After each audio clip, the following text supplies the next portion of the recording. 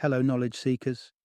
In this episode of 20-Minute Books, we delve into The Third Chimpanzee, a fascinating exploration of humanity's evolution by Jared Diamond.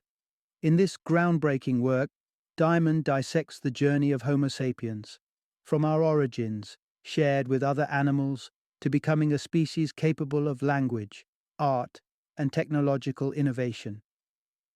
With riveting insights, Diamond elucidates the distinct characteristics that make human beings an enigma among creatures. Jared Diamond, an esteemed scholar and professor of geography and physiology at the University of California, Los Angeles, brings an interdisciplinary perspective to the book. His expertise is showcased through his compelling narrative that has captivated a broad audience, as evident in his best-selling work, Guns, Germs, and Steel. The Third Chimpanzee is an essential read for history and anthropology students, individuals curious about human evolution, and anyone pondering what fundamentally defines us as human.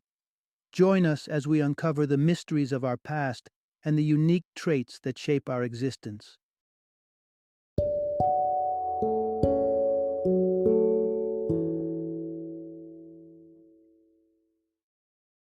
The Third Chimpanzee: The Evolution and Future of the Human Animal. Introduction: Exploring the roots of humanity, our kinship with chimpanzees. Imagine traipsing through a dense forest. You're surrounded by towering trees, the chorus of exotic birds, and the occasional rustling that could be anything from a small lizard to a larger mammal seeking its next meal. Among the diverse orchestra of life, you encounter beings that are remarkably similar to us, the chimpanzees.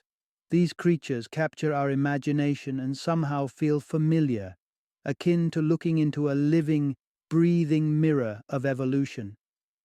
Chimpanzees are more than just the stars of our movies and the fascination of our zoo visits. They are genetic storehouses brimming with secrets about our ancestry and, potentially, our future as a species. Their DNA is so similar to ours that some scientists even propose they should don the label Homo, an honor previously reserved for human beings. The shared journey of Homo sapiens and their primate cousins is not only a story of the past, but a tale that continues to unfold. As we delve into the history of human development, we uncover layers of complexity we've only begun to understand. The birth of human language, a whisper from the past. Trace the contours of humanity's evolution, and you'll inevitably stumble upon one of our most defining features: language. An intricacy of sounds, symbols, and meanings that connects us, builds societies, and often sets us apart from our primate relatives. But how did language emerge in the enigmatic evolutionary labyrinth? It wasn't an overnight epiphany. Instead, it grew from a murmur in the throat of ancient beings, through gestures and calls, evolving alongside our cognitive capacities. Think of the first words as trial and error, primitive attempts at expression that gradually unfolded into the rich tapestry of dialects we know today. Language is the cornerstone of human civilization, a bridge from the primal to the profound. It allowed our ancestors to share ideas, to warn of dangers, and to charm potential mates. And while we may never know what those first utterances were, their echoes resonate in every conversation we have today. The hunter-gatherer paradox, a simpler time for complex beings. Sit back and consider the progress of modern society, the skyscrapers rising from the earth, the planes streaking across the sky, and the endless web of digital connections. Yet some anthropologists suggest that the hunter-gatherer societies of old, which may seem rudimentary to us now, actually offered a more satisfying existence. These nomadic bands lived in harmony with their environment, taking only what they needed and fostering strong social bonds. Their lives, while certainly not easy, were marked by a deep understanding of the rhythms of nature and the communal sharing of resources. It's an intriguing thought experiment to imagine a world where Homo sapiens continued down the path of hunting and gathering, foregoing agriculture and the subsequent rise of civilization. Would we have been happier, healthier, and more at peace? These questions nudge at the outer edges of our comprehension, prompting us to consider the trade-offs of our evolutionary choices. Each revelation about our genetic cousins, our acquisition of language, and our foraging past serves as a reminder of the intricate web we're part of, a timeless dance between biology, environment, and the inexorable march of change. Join me as we continue this exploration, weaving through the intersections of anthropology, genetics, and the very soul of Homo sapiens. Stay tuned for more insights as we unravel the history and mystery embedded in our DNA, the story of the third chimpanzee. Part 1. Our Primate Heritage, Surprising Genetic Insights. As we gaze upon the beings swinging through the treetops and exhibiting behaviors strikingly similar to our own, it's hard not to wonder how deep our connection with them runs. What if I told you that the bond was deeper than mere mannerisms and surface-level similarities? Groundbreaking scientific research has drawn the curtain back on the kinship between humans and our primate relatives. It turns out that a stroll through our genetic code is akin to walking down a shared path of evolution with our primate kin. Chunk by chunk, gene by gene, scientists have mapped our genetic blueprint against that of orangutans, gorillas, and chimpanzees, revealing a stunning picture. The genetic overlap is awe-inspiring. We share 96.4% of our genetic material with orangutans, 97.7% with gorillas, and an astounding 98.6% with chimpanzees. The sliver of DNA that sets us apart from chimpanzees amounts to a mere 1.4%. Within this minute fraction lies the essence of our uniqueness, the recipe for human attributes like intricate language, artistic creativity, and sophisticated technology. This genetic closeness has led to a paradigm-shifting perspective. Some scientists regard chimpanzees as more than just parallel branches on the tree of life. They see them as members of our very own genus, Homo. Traditional classifications nest us comfortably in separate families, Hominidae for humans and Pongidae for chimpanzees. Yet the school of cladistics sees things in a more familial light, considering genetic distance to cluster species together. This path leads to an alternate taxonomy, where chimpanzees and humans are not only cousins, but are placed within the same genus. Imagine a family group that includes Homo troglodytes for the common chimpanzee, Homo paniscus for the bonobo, and us, Homo sapiens. The implications are remarkable. To illustrate, let's turn to the avian world. Willow warblers and chiffchaffs are nearly identical birds, sharing 97.7% of their DNA. Yet, they still fall further apart on the evolutionary scale than humans do from chimpanzees. When we examine these findings, it's not the sweeping similarities that catch our attention, it's the nuanced differences. Our sparse genetic divergence has fueled the fire of human innovation, giving birth to art, language, and the technological marvels that define modern society. These are the unique brushstrokes that paint the vivid landscape of human culture, distinguishing Homo sapiens in a portrait where genetics and identity intertwine. Part 2.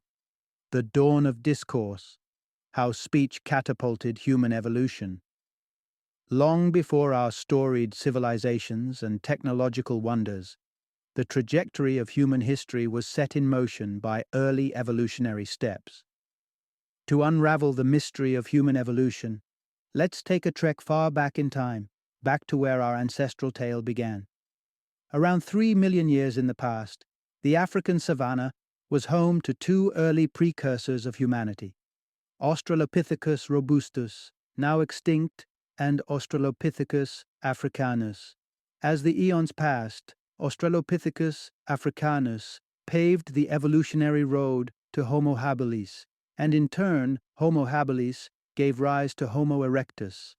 These early humans were distinct not only in their larger brains and bodies, but in their wanderlust, carrying the seeds of humanity from Africa to the distant lands of Asia and Europe.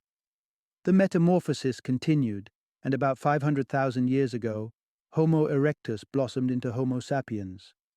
Yet, something fundamental was missing from this evolutionary puzzle. Physical changes could only bear so much fruit.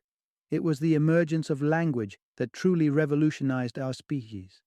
The human capacity for speech hinges on a symphony of biological instruments, a finely tuned larynx, a dexterous tongue, and deftly orchestrated muscles. This biological orchestra allows humans to produce a vast array of sounds, the building blocks of language. In stark contrast, our close relatives, the chimps, gorillas, and orangutans, lack this specialized anatomy and thus the gift of gab. It's believed that for the first 460,000 years of their existence, even Homo sapiens couldn't harness the full power of speech. But then, a significant anatomical breakthrough occurred.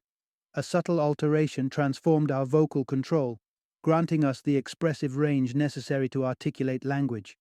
The lights of human ingenuity flickered to life as this newfound ability propelled us forward. Language flung open the doors to efficient communication, allowing the rapid exchange of complex ideas, images, and instructions.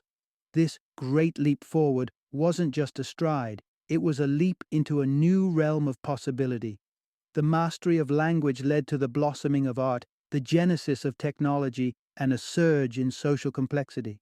The question then arises, what did this early human language sound like? As we delve deeper into our evolutionary past, ponder the echoes of ancient voices, and consider how those first words shaped the very fabric of human history. Part 3, Tracing the Echoes of Early Language, Insights from History and Nature. The intricate tapestry of human language has always set us apart from the resounding calls of the wild. Yet, as we tune into the patterns of animal communication, scientists are discovering that the chasm between human speech and animal sounds might not be as vast as once imagined. The vervet monkey is a small primate native to Africa that has caught the attention of researchers with its complex vocal repertoire. When faced with predators like leopards, eagles, or snakes, vervets don't just panic. They communicate with specific alarms that are distinct for each threat. This kind of complexity extends into their social interactions, where varied grunts serve as signals for what's good to eat and what's not. Such examples intimate that the rudiments of speaking, the ability to associate specific sounds with particular meanings, might not be exclusively human after all. But how did human language itself begin to unfold?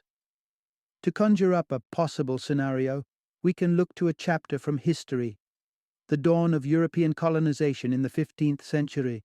The establishment of trading outposts came with a linguistic puzzle.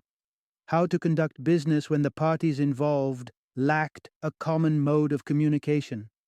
The solution materialized in the form of pidgins, hybrid languages that melded elements of the traders' varied mother tongues into a functional, if simplistic, linguistic system. Over time, as these pidgins were passed down, they evolved into creoles, fully fledged languages marked by richer vocabularies and more intricate grammars. Here's where it gets intriguing. Despite the global spread of pidgins and creoles and their independent origins, they share striking similarities. Their grammars typically follow a subject-verb-object structure. They often employ prepositions. They're not averse to double negatives, and their monosyllabic words usually avoid tonality. These linguistic commonalities suggest a parallel in the development of human language. Perhaps our primordial tongues arose much in the same spontaneous and collective way as creoles. The evolution of language is an odyssey that brings us closer not only to our own beginnings, but to understanding the nature of communication as a universal concept. With the origins of language now contemplated, our journey through human distinction leads us next to the colorful mosaic of human races, the underlying story behind our diverse array of racial characteristics. Part 4. Unraveling the Origins of Human Diversity, the Impact of Evolutionary Forces. Observe the mosaic of human faces in any bustling city square, and you'll see the remarkable diversity that characterizes our species. Striking variations in height, skin tone, and other physical features define the myriad expressions of human genetics. These differences, known as racial characteristics, have long intrigued scientists, leading to two dominant theories regarding their evolution: natural selection and sexual selection. Natural selection hinges on the premise that certain traits become widespread within a population because they enhance survival. A quintessential example is the robust chests of Andean Indians, a physical adaptation that allows for better oxygen absorption in the high altitude Andes. However, when it comes to explaining the rich variety within the human palate, natural selection reaches its limits, particularly with attributes like skin color. Although darker skin is theorized to be an evolutionary response to high sunlight exposure, this reasoning falls short in regions such as Tasmania or the equatorial forests of West Africa, where sunlight is filtered and variable. Similarly, natural selection doesn't quite clear up why differences in hair color, eye color, and the particulars of genitalia exist among various groups. This brings us to Charles Darwin's secondary evolutionary driver, sexual selection. Sexual selection operates on the principle of mate preference. Imagine a female who possesses certain physical attributes that are irresistibly appealing to males. As a consequence, her chances of mating and passing on her genes are heightened. Over time, if these attributes are consistently favored and inherited, they become prevalent within the population. The ripple effect is that traits, which may not improve survival per se, but enhance mating success, begin to flourish. Consider variations in hair or eye color, or even genital attributes. Sexual selection posits that these traits may persist and spread, not because they confer any survival advantage, but because they are deemed desirable within a specific group's mating context. Thus, the intricate tapestry of human appearances we witness today is likely woven from the intertwined threads of both natural and sexual selection. Through countless generations, these forces have sculpted and honed our physical features, leading to the emergence of distinct racial characteristics that manifest across the globe. Part 5. Rethinking the Agricultural Revolution, a Myth of Progress. For ages, the pages of history have depicted the dawn of agriculture as a monumental leap for civilization, a veritable revolution that freed humanity from the toils of hunting and gathering, enabling the flourishing of arts and technology. Yet, as fresh perspectives emerge, we are beginning to question this long-standing narrative. Contrary to the traditional view, recent findings suggest that hunter-gatherers might have actually enjoyed a more bountiful existence than early agriculturalists. The existing hunter-gatherer societies offer a glimpse into a lifestyle with ample leisure time and minimal toil. Take the Kalahari Bushmen, for instance, who typically devote a mere 12 to 19 hours each week to gathering sustenance, a fraction of what modern work weeks demand. Archaeological digs have dug even deeper, unearthing further evidence to bolster this claim. An examination of skeletal remains from Greece and Turkey, dating back to the Terminal Ice Age, reveals that hunter-gatherers boasted an average height of 172 centimeters. With the advent of farming, a stark decline in average height to 157 centimeters signals a decline in overall health and nutrition as well. So, why did agriculture overtake the seemingly superior lifestyle of hunting and gathering? The answer lies in sheer numbers. Even though it might not have been the healthier choice, agriculture could sustain larger populations. As these farming populations swelled, their numerical advantage allowed them to encroach upon and dominate the more robust but fewer hunter-gatherers. The shift towards agriculture irreversibly changed human societies. The population explosion that followed agriculture's embrace swayed the scales of development, giving agricultural societies numerical superiority. With more individuals to innovate and ponder, these societies accelerated in technological and cultural sophistication, eventually eclipsing their hunter-gatherer counterparts. The critical reassessment of the agricultural revolution forces us to challenge our concepts of progress and development.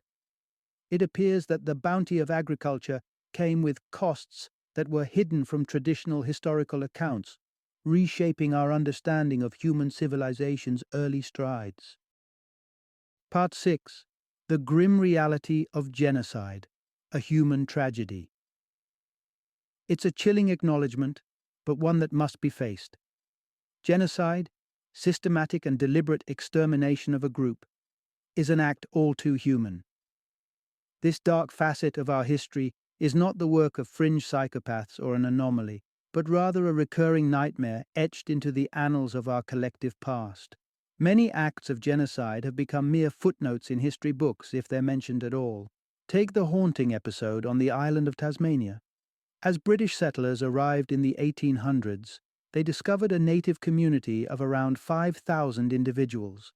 Yet, by 1869, the indigenous population had been decimated, with only 3 individuals remaining, victims to a brutal wave of violence and abduction.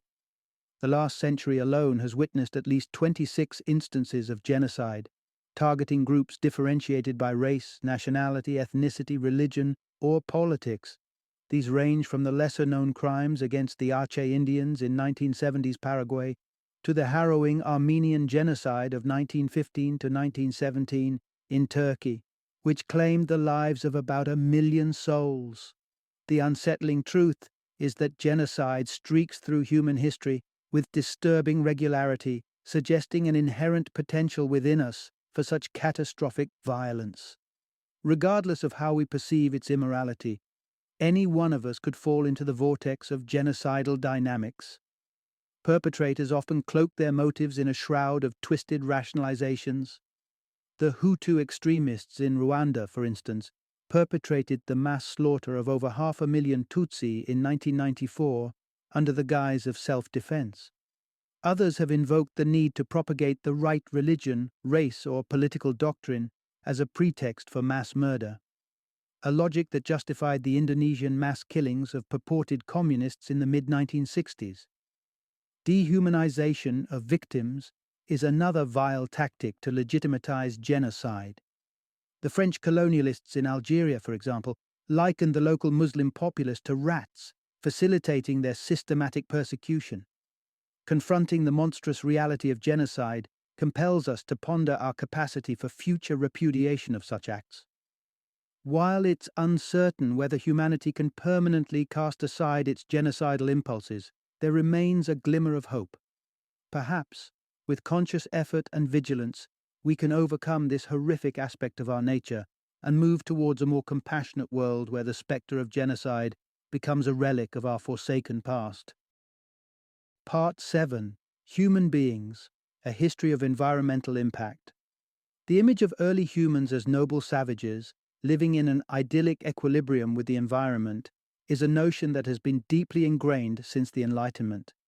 This archetype suggests that our ancestors respected and protected the natural world around them, unlike the supposedly more corrupted modern societies. However, this romanticized view doesn't quite align with reality. Humanity's ecological footprint is far from a modern phenomenon. Take the curious case of the Maori in New Zealand and the moa, a species of giant flightless birds. When European settlers landed on the island, they unearthed a mass graveyard, moa bones and eggshells, all without a living bird in sight. The evidence pointed to a mystery that long puzzled scientists. The prevailing assumption was to dismiss the Maori as culprits. Surely they would have revered the life around them. Yet over 100 archaeological digs painted a different picture. Scenes of mass slaughter where moas were hunted for their meat, eggs, and bones. It appeared the Maori, soon after their arrival, had hunted these birds to extinction, leaving behind approximately 100,000 moa skeletons, as silent witnesses of their appetite. The moa's fate was not an isolated event. Throughout history, human societies have consistently exploited their environments, occasionally with dire consequences. An example of such exploitation is found amidst the arid expanses of New Mexico, where the remnants of an ancient one's civilization stand desolate. These ancestral builders once thrived among lush woodlands, as evidenced by paleobotanical studies. Yet in their quest for timber and firewood, They stripped the land of its forests and, inadvertently, depleted the underground water reserves essential for their survival. The cascading effects of this deforestation led to drought and the ultimate downfall of their society. These stories serve as stark reminders that past human societies were not always the environmental stewards we might have hoped. Unknowingly, they set in motion ecological catastrophes that resonated through time. Unlike our predecessors, we have the benefit of hindsight and a wealth of knowledge about the potential consequences of unchecked environmental consumption. With this awareness comes the responsibility to make informed choices. If we fail to do so, and our planet suffers irreparable damage, it will be not because of ignorance, but because of a profound collective failure to act wisely when we knew better. It's a lesson from the past that we dare not ignore as we steward our environment for the generations yet to come. Final summary. This book peels back the layers of our species' complex journey, a tapestry woven with the threads of astounding progress and sobering transgressions. Humans stand at a unique crossroads of evolution, marked by an unparalleled ability to shape the world. We possess powerful tools of technology, language, art, and culture, the fruits of our intellectual prowess. Yet, history is stained with the shadows of our darker inclinations, such as the destruction of our environment and the horrific acts of genocide. The essence of the human story is one of duality, where the same hands that can cure diseases and connect continents can also create weapons capable of unfathomable destruction. As we advance, our potential magnifies for both creation and annihilation. The lessons of human nature and history serve as a beacon, guiding us in these contemporary times when the stakes are higher than ever before. In grappling with the marvels and pitfalls of our past, we unlock the wisdom to navigate an uncertain future. If we are to avoid the precipice of downfall, we must channel our collective strengths while vigilantly safeguarding against our weaknesses. The enduring message left by the sweep of human experience is clear. Our future hinges not just on embracing our achievements, but also on responsibly wielding the power we have amassed. Only by blending our innovative spirit with a commitment to ethical stewardship can we hope to sustain the finest legacies of what it means to be human.